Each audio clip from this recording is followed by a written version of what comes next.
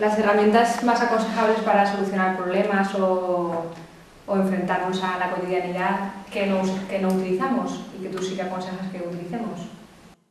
Bueno, el trabajo de este curso de Aprendiendo a Vivir básicamente lo que intenta explicar son unos conceptos, unas herramientas básicas para poder funcionar, porque el problema que normalmente existe es un problema no solo de que una persona se sienta incapaz de enfrentarse a las situaciones, sino más bien de otros procesos como las herramientas. Las herramientas son básicas para funcionar y esas herramientas son conocimientos y ese conocimiento no se obtiene, no se puede uno enfrentar a una situación.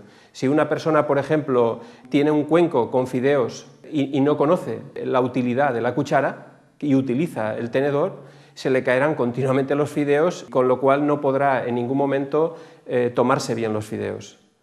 Esto es importante, esas herramientas, en cuanto al enfrentamiento. El primer punto de las herramientas podría ser ir hacia el interior.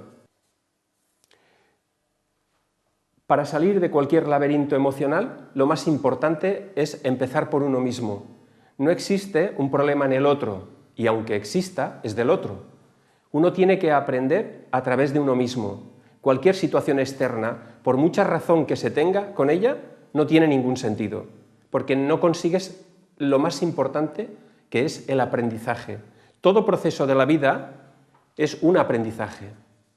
Y el aprendizaje a través del interior es lo que nos permite el equilibrio. ¿Qué significa interior? Significa que cuando a mí me pasa algo, imaginaros, por ejemplo, el hecho de que tengo una discusión con otra persona y me gustaría reivindicar lo que yo creo, que está en contra de lo que cree la otra persona. Es muy importante darse cuenta de qué es lo que me está pasando a mí en esa situación, cuál es mi necesidad, no si tengo razón o no tengo razón. Y por eso es importante la etapa o la fase en la que nos damos cuenta de qué es lo que me está pasando a mí, que no me estoy enfrentando a ello. Partir de uno mismo es la clave para empezar cualquier proceso de cambio interno. Una cosa es entender, una cosa es cómo debieran de ser las cosas y otra cosa es la evolución personal. La evolución personal solo parte de uno mismo. En una relación de pareja, en una relación en un entorno familiar, en cualquier proceso siempre es necesario partir de uno mismo. Si tienes un hijo que te crea un conflicto, lógicamente tu hijo te está creando un conflicto, pero la única forma de salir del conflicto es qué es lo que me pasa a mí, que me cuesta enfrentarme a esa situación, qué es lo que me mueve, qué es lo que yo tengo que aprender de esta situación, cuál es mi aprendizaje, no el del otro, no juzgar el comportamiento del otro, porque eso nos aferra a la situación y nos impide evolucionar, aprender y digerir procesos.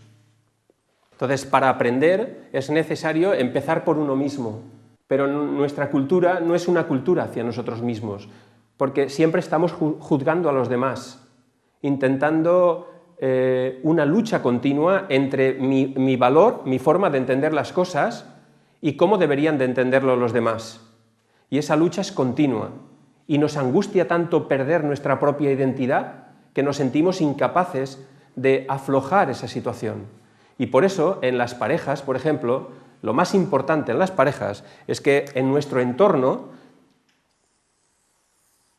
nosotros nos encontramos dentro de un mundo que sería nuestra relación familiar. En esa relación familiar hay una serie de códigos, unos códigos que tienen como un encaje, unas fórmulas, unos códigos que tienen que ver con la cultura, que tienen que ver con la identidad de cada uno, lo que representa para cada uno. Para uno puede representar el concepto de que si uno no está casado realmente no debería de juntarse, otros que hasta cierta edad hay ciertas cosas que sí que se pueden permitir u otras. Entonces hay una serie de ideas y conceptos que están en un entorno y en otro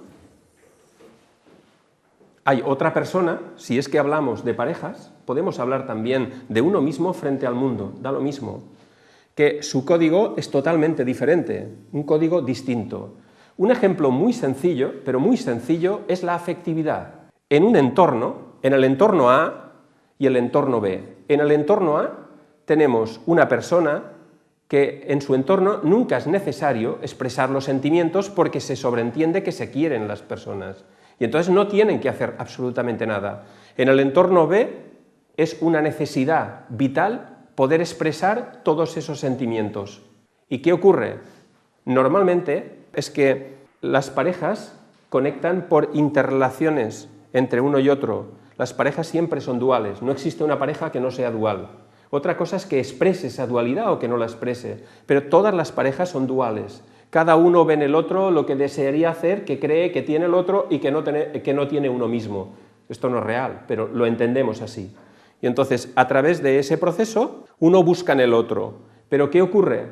Que como cada uno ha vivido en un entorno que cree que es básico, que es lo correcto, que es el valor, lo que tiene valor, uno, en principio, en la relación, defiende su propia identidad como real y como verdadera, cuando el otro lo que hace es defender también su entorno como real y como verdadero. Y esto crea un choque continuo en las relaciones. Por eso, relacionarse no significa ni vivir juntos, ni casarse, ni tener una relación ni de 20 años, ni de 30 años, ni de 180 años. No cambia absolutamente nada. La gente que no se trabaja sigue con los mismos problemas de cuando era pequeña, porque siguen habiendo los mismos problemas.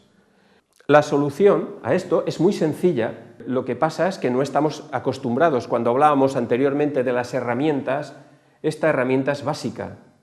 Entender que la única forma de relacionarnos, si queremos hacer piruetas es otra cosa, pero relacionarnos, la única forma es no juzgar. No juzgar. No juzgar es importante. O sea, si uno no juzga, empieza la información que recibe del otro a querer entenderla, no a juzgarla. Porque si la juzgas a través de lo que tú entiendes como tu código. Y esto lo que impide es el aprendizaje. Porque si tú mantienes tu código e intentas que tu código esté por encima del otro, es una lucha continua, nunca podrás adquirir información de fuera. Siempre rechazarás cualquier cosa externa a lo que tú entiendes como amiga o como enemiga. Si es algo parecido a lo tuyo, le dejarás pasar, y si no es algo parecido a lo tuyo, lo rechazarás. Y entonces no aprendemos.